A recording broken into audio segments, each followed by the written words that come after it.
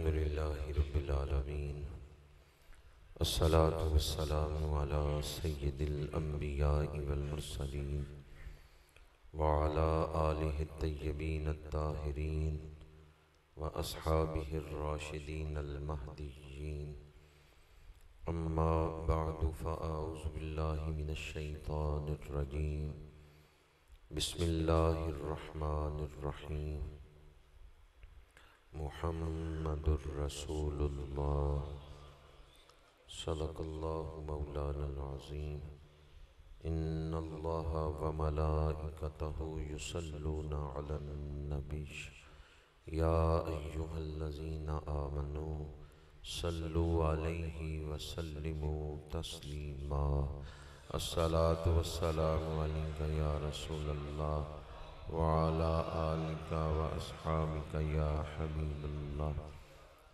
آج کا دن انسانی تاریخ کا سب سے بڑا دن ہے، کیونکہ آج کے دن سب سے بڑی نعمت عطا کی گئی ہے۔ قرآن پاک میں اللہ کریم نے فرمایا کہ جو اللہ کے دن ہیں وہ لوگوں کو یاد دلاؤ۔ تو اللہ کے دن کون سے ہیں؟ اللہ تو ان چیزوں سے پاک ہے کہ ولادت ہو یا وصال ہو یا شادی ہو یا سفر ہو، ان ساری چیزوں سے اللہ کی ذات پاک ہے۔ اور اگر تخلیق کے اعتبار سے دیکھیں تو سارے دن اللہ نے ہی بنائے ہیں، تو پھر وہ کون سے خاص دن ہیں جن کے لیے فرمایا ذکرہم بایام اللہ، کہ انہیں اللہ کے دن یاد دلاؤ۔ مفسرین نے لکھا ہے جس دن اللہ نے کسی قوم پر انعام فرمایا، کوئی خاص نعمت عطا کی، وہ انعام الہی ملنے کا دن اللہ کا دن ہے۔ تو آج کے دن کوئی عام نعمت نہیں ملی، نعمت عظمیٰ ملی ہے۔ کائنات میں حضور سے بڑی نعمت کوئی نہیں، تو اس دن سے بڑا پھر دن کوئی نہیں۔ حضور سب سے بڑی نعمت ہیں، تو یہ دن سب سے بڑا دن ہے جس دن اللہ نے اپنا محبوب عطا فرمایا۔ آج خوشیوں کا دن، شکرانے کا دن، اللہ کا شکر ادا کرنے کا دن ہے۔ یقیناً آپ نے شکرانے کے نوافل پڑھے ہوں گے، اگر نہیں پڑھے تو میں آپ کی توجہ دلا رہا ہوں۔ شکرانے کا ایک انداز یہ ہے کہ نوافل پڑھ کے اللہ کا شکر ادا کیا جائے۔ تو جب عشاء کی نماز سے فارغ ہوں کم از کم 2 نفل شکرانے کے ادا کر لیں، اور جب شکرانے کے نفل پڑھیں تو 2 نفل حضرت ابراہیم علیہ السلام کی بارگاہ میں ایصال ثواب کی نیت سے بھی پڑھ لیں، کیونکہ حضور کی آمد کے لیے دعا کس نے مانگی؟ تو جو ہمیں محبوب مانگ کے لے کے دے رہے ہیں ان کا بھی احسان ہے یا نہیں ہے؟ تو کم از کم 2 نفل پڑھ کے ایصال ثواب کر دیں حضرت ابراہیم علیہ السلام کو۔ آج کا دن خوشیوں کا دن، آج کا دن شکرانے کا دن، اور اس کے ساتھ ساتھ میرے آقا کریم صلی اللہ علیہ وآلہ وسلم کے ذکر مبارک کی دھوم مچانے کا دن ہے۔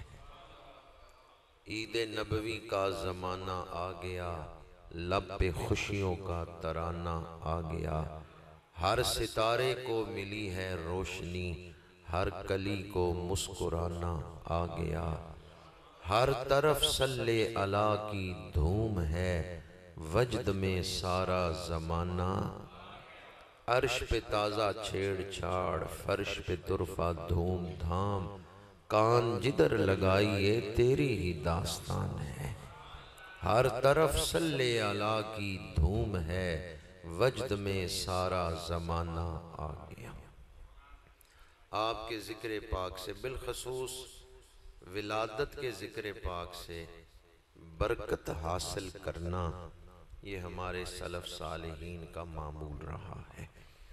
انبیاء کرام کا میلاد بیان کرنا قرآن پاک سے ثابت ہے کہ خود اللہ کریم نے نبیوں کا میلاد بیان فرمایا ہے۔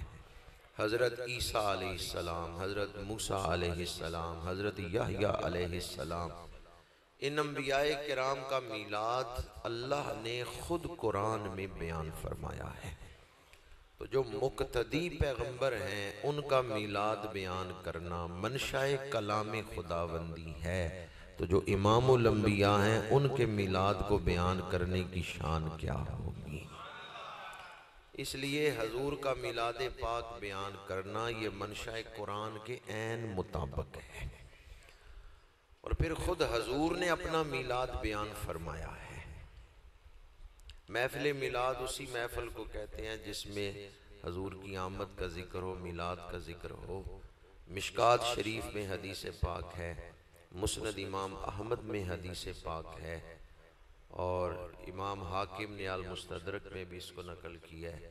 ناصر الدین البانی نے مشکات شریف کے حوالے سے جو تعلیق الالبانی نقل کی ہے اس میں بھی یہ حدیث موجود ہے، اور علامہ ذہبی نے بھی اس حدیث پاک کو نقل کیا ہے، اور ان سب محققین نے اسے حدیث صحیح بھی قرار دیا ہے کہ صحابہ کرام نے عرض کیا یا رسول اللہ صلی اللہ علیہ وسلم ہمیں اپنے بارے میں کچھ بتائیں، تو آپ نے فرمایا سأخبرکم بأول امری دعوت ابراہیم و بشارت عیسیٰ ورؤیا امی التی رأت حین ودعتنی وقد خرج لها نور اضاء لها منہ قصور الشام۔ تو حضور نے خود اپنا میلاد بیان فرمایا۔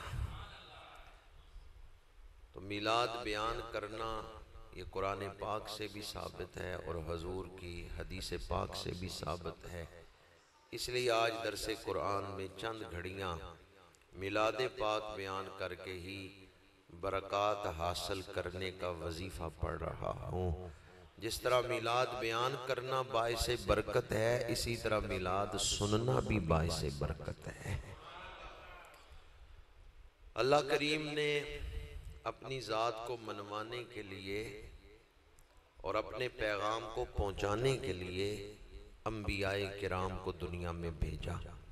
کم و بیش 1.25 لاکھ نبی، حقیقی تعداد اللہ بہتر جانتا ہے، کم و بیش 1.25 لاکھ نبی دنیا میں تشریف لائے۔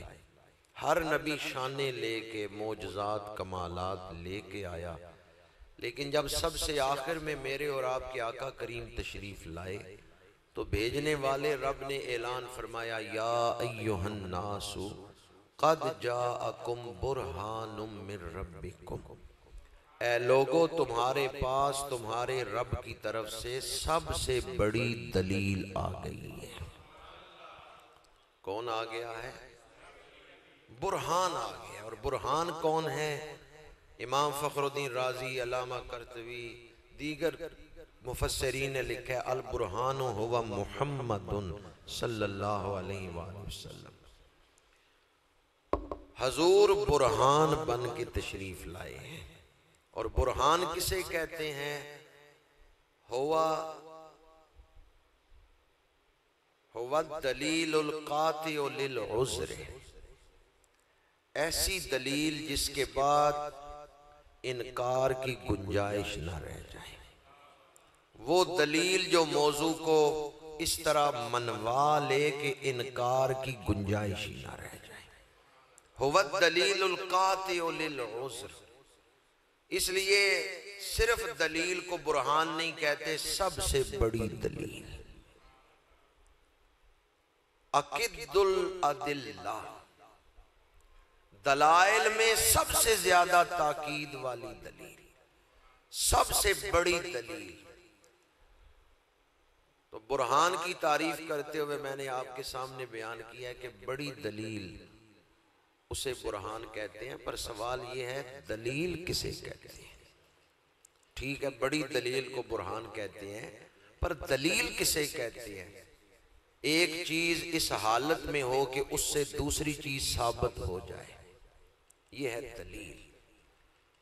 باپ اور بیٹا کمرے میں بیٹھے ہوئے ہیں، صبح کا وقت ہے، باپ نے کہا دیکھو سورج نکل آیا ہے، بیٹا کمرے سے باہر نہیں نکلا، اس نے پردہ ہٹایا، دھوپ نظر آئی، اس نے کہا سورج نکل آیا ہے۔ اس نے باہر نکل کے سورج دیکھا ہے یا دھوپ دیکھ کے اس نے کہہ دیا کہ سورج نکل آیا؟ ویسے دھوپ نظر آ جائے تو اس کا مطلب کیا ہے؟ سورج نکل آیا یا نہیں؟ تو دھوپ کیا ہے؟ دلیل ہے کہ سورج طلوع ہو چکا ہے۔ ایک چیز دوسری چیز کو ثابت کر رہی ہے، ایک چیز اس حال میں ہے کہ اس سے دوسری چیز ثابت ہو رہی ہے۔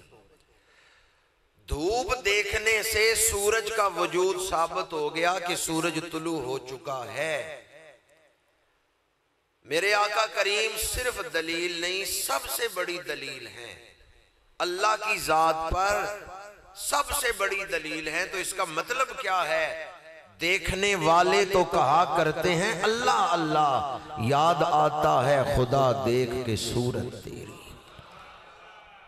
اور کسی نے اسی مضمون کو اس انداز میں بیان کیا کہ بے حد نے عجب کام کیا، حد کر دی، گنجائش تنقید سبھی رد کر دی، خود تو پردے میں رہا اور خود کو دکھانے کے لیے سامنے تصویر محمد کر دی۔ اب کوئی یہ نہیں کہہ سکتا کہ پروردگار کوئی دلیل ہی بھیج دیتے تاکہ تمہیں مان لیتے۔ اللہ فرمائے گا میں نے اپنے محبوب کو نہیں بھیجا، حضور برہان بن کے، برہان الوہیت اور حجت الہیہ بن کے تشریف لائے۔ تاجدار گولڑا نے اسی مضمون کو بیان کرتے ہوئے کہا دسے صورت راہ بے صورت دا، توبہ راہ کے عین حقیقت دا، پر کم نہیں بے سوجت دا، کوئی ورلیاں موتی لے تریاں۔ آپ کہیں گے تاجدار گولڑا ہوں یا اعلیٰ حضرت ہوں، وہ تو ماضی قریب کے بزرگ ہیں، اردو یا پنجابی میں انہوں نے اشعار لکھے ہیں، انہیں دلیل کیسے بنا رہے ہو؟ میں آپ کو وہ شعر سناتا ہوں جو ایک صحابی نے مجلس نبوی میں پڑھا ہے۔ حضرت عبداللہ بن رواحہ رضی اللہ تعالیٰ عنہ، شاعر دربار رسالت، حضور کی بارگاہ میں کھڑے ہو کے نعت پڑھ رہے ہیں، اور یہی مضمون انہوں نے اپنی نعت میں بیان کیا۔ لَوْ لَمْ تَكُنْ فِيهِ آیاتٌ مُبَيِّنَةٌ کانت بداہتہ تنبیک عن خبرہ۔ یا رسول اللہ اگر آپ کوئی معجزہ نہ لے کے آتے، آپ کا چہرہ ہی بتا رہا ہے آپ اللہ کے نبی بن کے آئے۔ کانت بداہتہ تنبیک عن خبرہ، رسول اللہ کی شخصیت، ذات پاک، آپ کا چہرہ ہی دلیل ہے کہ آپ عام ہستی نہیں ہیں، آپ حجت الہیہ بن کے تشریف لائے۔ دسے صورت راہ بے صورت دا، میرے آقا کریم برہان الوہیت ہیں۔ اگر آپ کے میلاد کو ہی دیکھیں، ویسے آپ کے برہان ہونے کے مختلف پہلو ہیں، آپ کی ذات بھی برہان ہے، آپ کی سیرت بھی برہان ہے، آپ کے ملفوظات، تعلیمات، ارشادات وہ بھی برہان ہیں، آپ کی پیشین گوئیاں بھی برہان ہیں، اور آپ نے جو دین عطا کیا ہے، آپ کے ذریعے جو دین انسانیت کو ملا ہے، وہ دین بھی برہان الوہیت ہے۔ جس زاویے سے دیکھیں رسول اللہ کی ذات پاک برہان الوہیت ہے۔ آپ کی ذات پاک سے اللہ کی ذات پر دلیل مل رہی ہے۔ تو چونکہ میلاد کا دن ہے، اس لیے میلاد کے حوالے سے ہی آپ کا برہان ہونا بیان کر رہا ہوں۔ حضرت آدم علیہ السلام سے لے کر حضرت عبداللہ تک جتنے جسموں کو حضور کے نور پاک سے نسبت ہے، وہ سارے مومن ہیں اور جنتی ہیں۔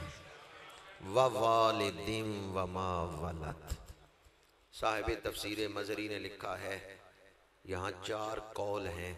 ایک قول یہ ہے کہ اللہ نے حضرت آدم کی قسم اٹھائی، دوسرا قول حضرت ابراہیم، تیسرا قول حضرت عبداللہ، اور چوتھا قول یہ حضرت آدم سے لے کے حضرت عبداللہ تک جتنے وجودوں کو نور مصطفیٰ سے نسبت ہے، وَوَالِدٍ فرما کے اللہ نے ان سب وجودوں کی قسم بیان فرما دی ہے۔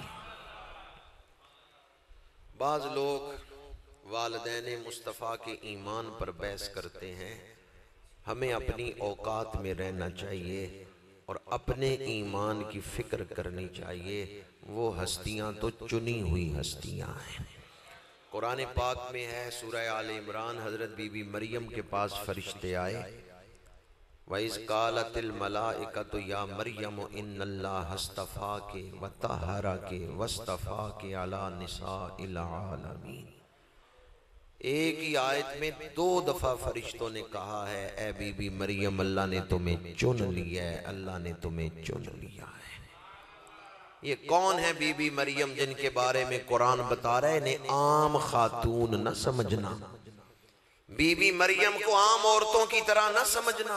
انہیں اللہ نے بلند مرتبوں کے لیے چن لیا ہے، اعلیٰ مقامات کے لیے اللہ نے انہیں چن لیا ہے. یہ بی بی مریم حضرت عیسیٰ علیہ السلام کی والدہ ہیں. اور حضرت عیسیٰ کون ہیں؟ مبشرا برسول یاتی من بعد اسمہ احمد. حضرت عیسیٰ آئے ہیں حضور کی بشارت دینے، حضور کا ہوکہ دینے. جو میرے آقا کریم کا ہوکہ دینے آئے، اعلان کرنے آئے، بشارت دینے آئے، ان کی والدہ تو چنی ہوئی خاتون ہیں.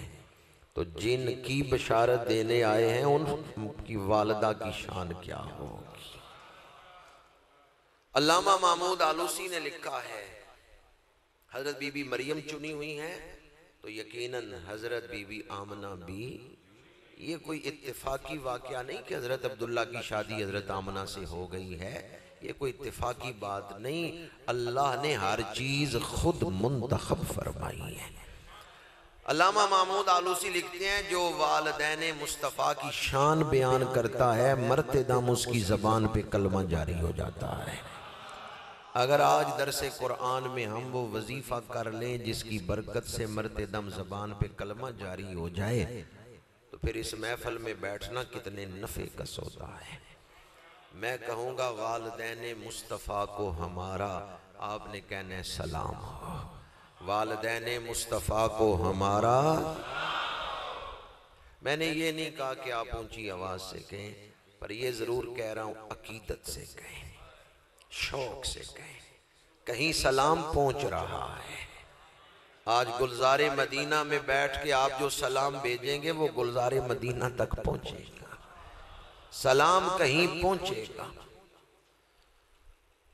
والدین مصطفیٰ کو ہمارا، والدین مصطفیٰ کو ہمارا.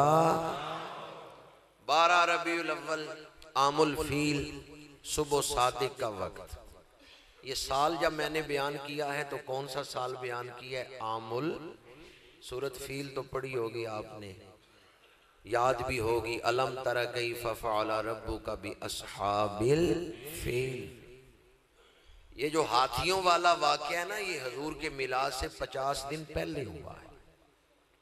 حضرت سیدہ آمنہ مکے میں تھی جب ہاتھیوں کا لشکر آ رہا تھا. ابرہہ بادشاہ، مفسرین نے لکھا اس دور میں جب بادشاہ ملک فتح کرتے یا شہر فتح کرتے تو وہ ظلم کرتے تھے، قتل کرتے تھے، عورتوں کو قیدی بنا لیتے، مال لوٹ لیتے. اگر ابرہہ بادشاہ مکے میں داخل ہوتا تو بی بی پاک کو تکلیف ہوتی ہے نا. حضرت بی بی آمنہ مکے میں ہے. مفسرین نے لکھا ہے یہ کرامت ہے بی بی پاک کی، اللہ نے اس شہر کی حفاظت فرمائی ہے. میرے آقا کریم اپنی والدہ کے بطن اقدس میں تھے اور بی بی پاک مکے میں تھیں جب ابرہہ کا لشکر آ رہا ہے. عام الفیل 12 ربیع الاول صبح صادق کا وقت. اللہ نے کیسا جوڑ جوڑا ہے کہ جو آ رہے ہیں وہ صادق ہیں اور جس وقت آئے ہیں وہ وقت بھی صبح صادق ہے. خدمت کے لیے جو دائی حاضر تھی ان کا نام ہے شفا. شفا فرماتی ہیں نور چمکا. حضور کی والدہ فرماتی ہیں نور چمکا. اور ابھی میں نے آپ کو مشکات شریف کی حدیث سنائی جس میں میرے آقا کریم نے فرمایا وَقَدْ خَرَجَ لَهَا نُورٌ أَضَاءَ لَهَا مِنْهُ قُصُورُ الشَّامِ. فرمایا جب میرے میلاد ہوا تو نور چمکا، میری امی جان نے مکے میں بیٹھ کے شام کے محلات کو دیکھ لیا ہے۔ میں اپنی تمام تر کوشش کے باوجود اس محبت کو الفاظ میں نہیں بیان کر سکتا کہ جب میرے آقا کریم نے فرمایا وَرُؤْيَا امی، میری امی جان نے دیکھا، میری امی جان نے دیکھا، جنہیں حضور اپنے ساتھ نسبت دے کے بیان کریں میری امی جان، تو کیا شان ہوگی حضرت سید آمنہ کی۔ والدین مصطفیٰ کو ہمارا، مسجد کے اندر بیٹھا ہوا ہوں، دیواریں ہیں، اگر میں دوسری طرف دیکھنا چاہوں تو دیوار میری آنکھوں کے آگے رکاوٹ بن رہی ہے۔ بی بی پاک بیٹھی تھی حجرے میں، چاروں طرف دیواریں تھیں، اور حضور فرما رہے ہیں میری والدہ نے مکے میں بیٹھ کے شام کے محلات دیکھ لیے ہیں۔ کیا دیواریں آنکھوں کے آگے رکاوٹ نہیں بنی؟ جہاں نور مصطفیٰ چمکتا ہے وہاں دیواریں آنکھوں کے آگے رکاوٹ۔ بی بی پاک نے مکے میں بیٹھ کے جو شام کے محلات دیکھ لیے، یہ برکت ہے نور مصطفیٰ کی۔ چمک تجھ سے پاتے ہیں سب پانے والے، میرا دل بھی چمکا دے۔ میرے آقا کریم نے بھی فرمایا نور چمکا، شفا بھی کہتی ہیں نور چمکا، اور حضور کے چچا حضرت عباس انہوں نے جب قصیدہ لکھا تو اس میں وہ فرماتے ہیں وَأَنْتَ لَمَّا وُلِدْتَ أَشْرَقَتِ الْأَرْضُ وَضَاءَتْ بِنُورِكَ الْأُفُقُ۔ یا رسول اللہ جب آپ کا میلاد ہوا ساری زمین چمک اٹھی اور آپ کے نور سے مشرق و مغرب روشن ہو گیا۔